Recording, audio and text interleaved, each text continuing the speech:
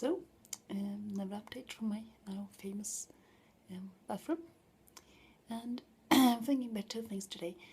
First of all, I finally find out why I look so odd on those videos.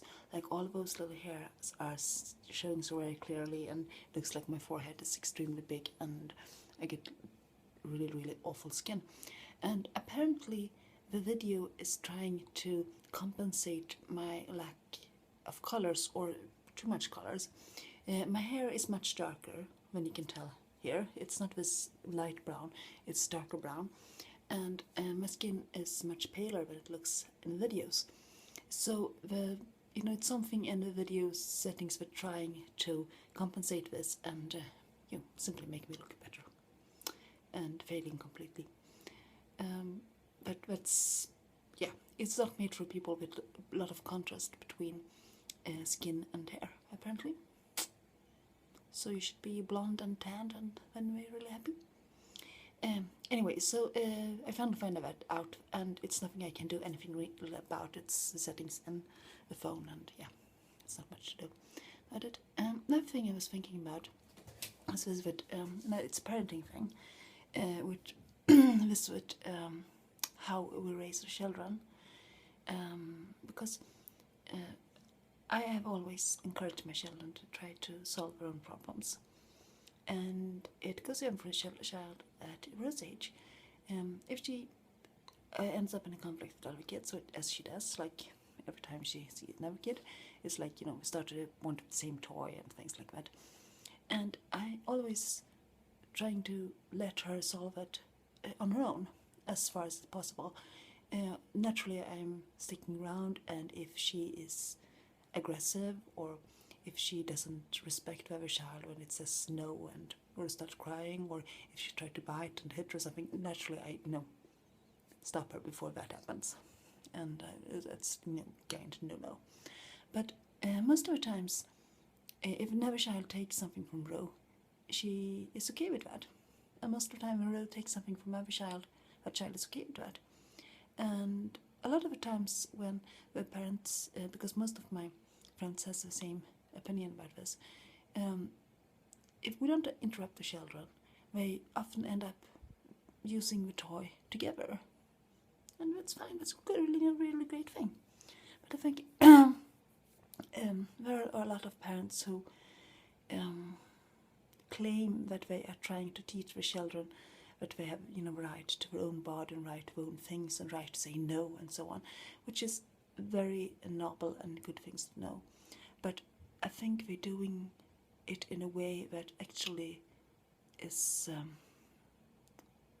creating an issue that wasn't there from the beginning, and also make the children have a harder time in life in general.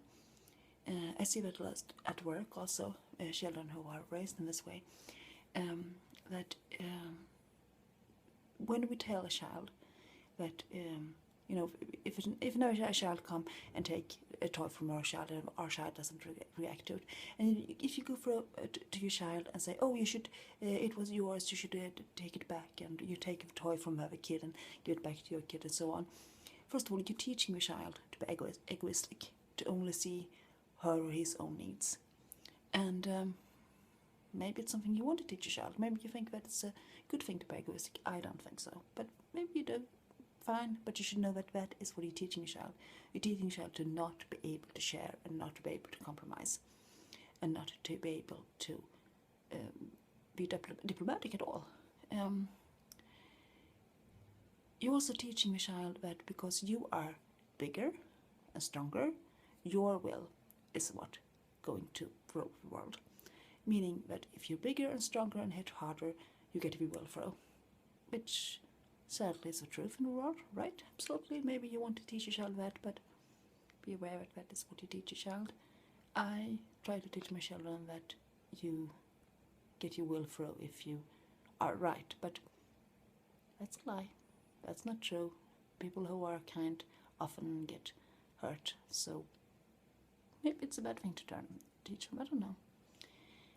But also, when you teach a child to be upset about something they aren't as upset about in the first place, you're applying your own feelings on your child. And I think you're telling the child that he or she is not entitled to her own feelings. You are sympathetic because you can see relate to a situation from your own point of view, but you can't see your child's point of view, so you are extremely unempathic.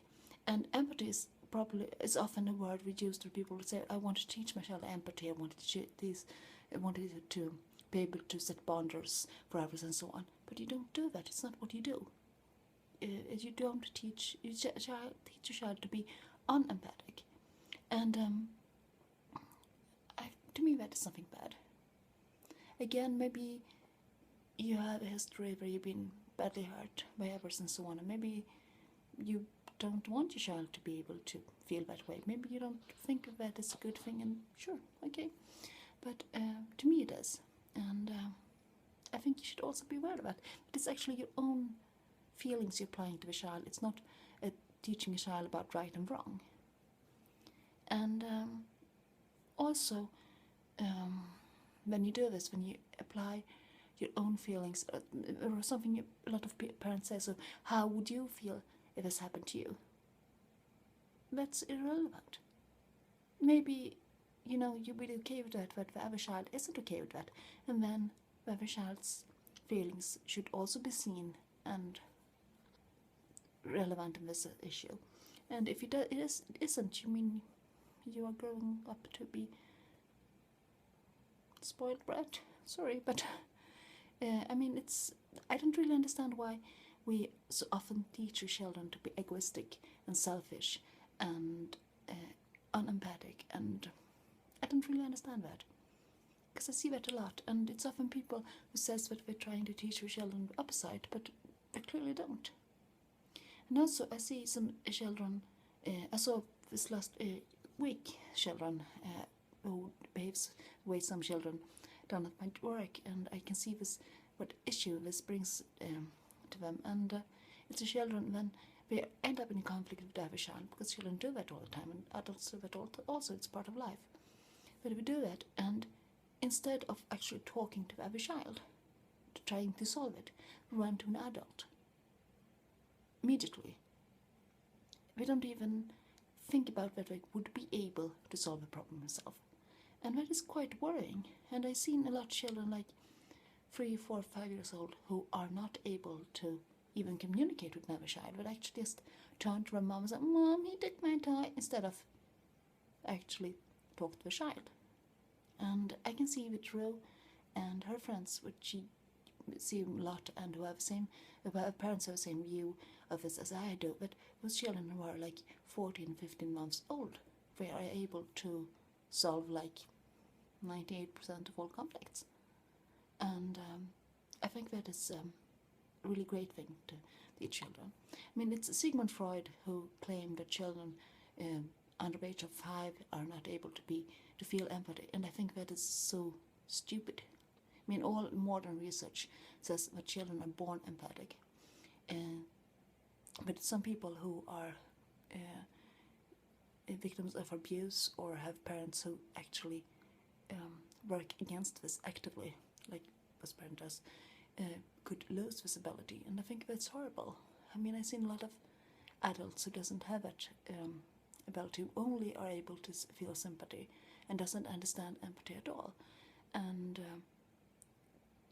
doesn't understand either when other people are empathic towards them, because we don't know how to handle it. It's so strange for them that somebody could actually understand how they feel and what they want, and sometimes without giving it to them, because that is not what empathy is about. It's not about giving people what they want just because they want it. It's to understand the need and to be able to relate to it, but not on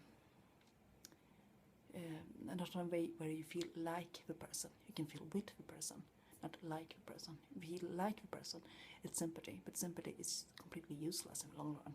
It's nice, in the short while, but it's useless in the long run. And yeah, so that's something I think a lot of parents doesn't think about at all, and it's a little bit worrying sometimes, I think.